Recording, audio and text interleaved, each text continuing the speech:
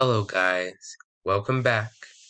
I'm finally doing my slideshows again. Don't worry, I'm not ending the Pokemon Showdown series. But I got really inspired.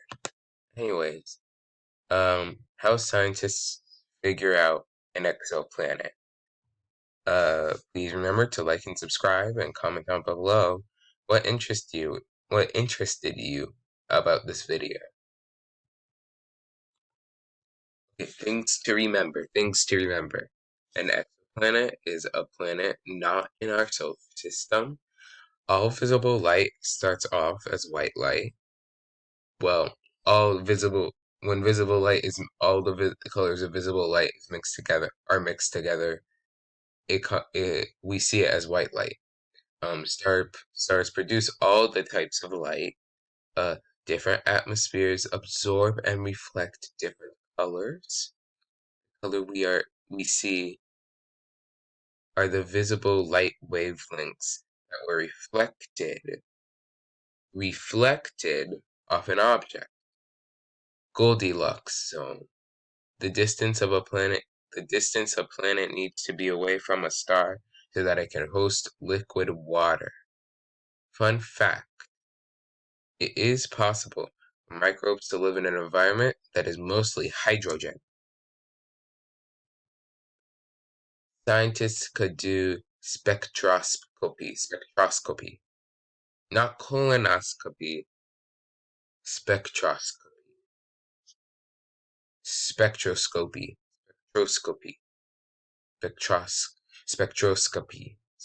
spectroscopy. Anyways, they look at the light that is reflected off planets. Scientists know which type of gases make which colors, and that means they know what the atmosphere is made of.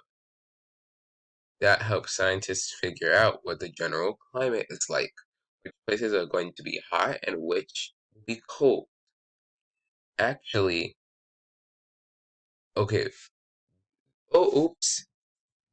This is a bit more complicated than that, like how to determine whether a place is going to be hot or cold. But learning what type of gases in the atmosphere really helps. Actually, certain gases could mean there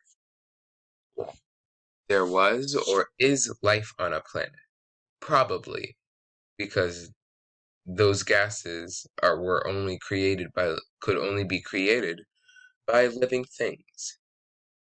But we don't have telescopes that strong yet. So you see, starlight hits a planet. In this case, it's a sodium-rich atmosphere. This isn't the color that they'll see. I think this might be the color that they'll see, but I'm not sure. Starlight filters through the planet's sodium-rich atmosphere, or any atmosphere, and so color gets absorbed and reflected off the planet. And a lot of that has to do with the gases, because the gases do a lot of the reflect. So it reflects, and the spectrograph gets that light, puts it into a computer that sent back to Earth. Well, gets put into the computer that sends data back to Earth, and we see, oh, what color it is. And scientists are like, okay, that color means blank. Here's another diagram. Light from star through the telescope hits a mirror. Small slit in a telescope's focal plate. Oh, that's this thing. Diffractional grating. So basically the lights get hit here, and then different wavelengths of light get bounced in different ways so that it gets hit, so that the white light gets split apart, and boom, and then it gets put into a photo detector, and then that data gets put into a computer. Planet A, oh, this is a different thing. Planet A has a dense atmosphere, shown in blue, made up of heavy gases, which obscures biosignature gases. Sorry. Planet B's atmosphere has a less dense atmosphere made up of lighter gases like hydrogen. Like light atmospheres can be probed more easily when biosignature gas is produced by microbes. So, I need to drink water. I'll be back. That was a nice drink of water.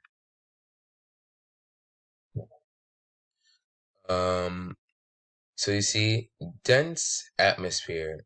You know the biogases we were talking about?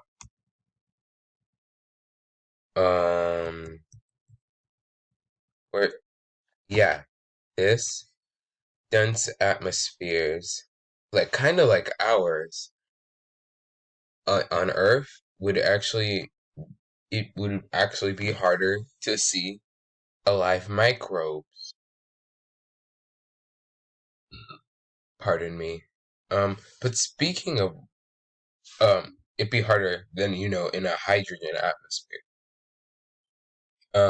So, actually speaking of water, okay, transit. We'll get to the water portion. That wasn't too early of a segue. But speaking of moving around, that one was better. Um, that's one. If a planet, we're talking about transit right now, not like the transit you take on a train. If a planet orbits the star, it will at some point block out the light from the star. It may be less than 1% of the star's surface area it's blocking, but it's still blocking some light, and that's how scientists find size.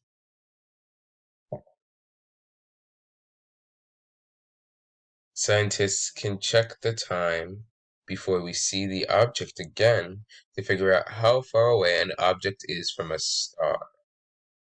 Basically, an object orbits the star every X amount of days, weeks, months, or years, and scientists have calculations they do to turn that info into the distance the object is from its host star. If it's close to the star, is it close to the star? Is it far? Is it in the Goldilocks zone? That is really helpful in determining things like temperature. I'm going to change that to is. Is, where was it? Is from its host star. Is it close to the star? Is it far? Is it in the Goldilocks zone? That is really helpful in determining things like temperature.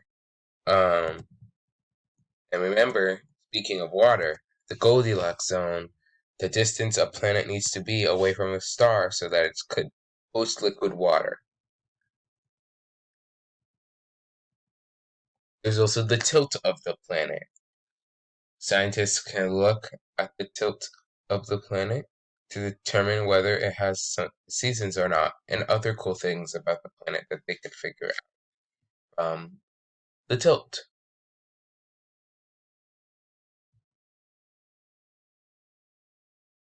There's also the wobble effect. Scientists see wobble. Scientists see stars wobble, kind of. This wobble is caused by an object pulling on that star. We can also determine a lot with that. Also, sometimes looking is a good trick. Like looking through a telescope. Oh, that's one thing. Oh, that's another thing. Oh, that's another. Oh my god, I'm almost at 10 minutes. Oh my god, can I make it to 10 minutes? Too long, didn't watch, but please do watch it. It took hours.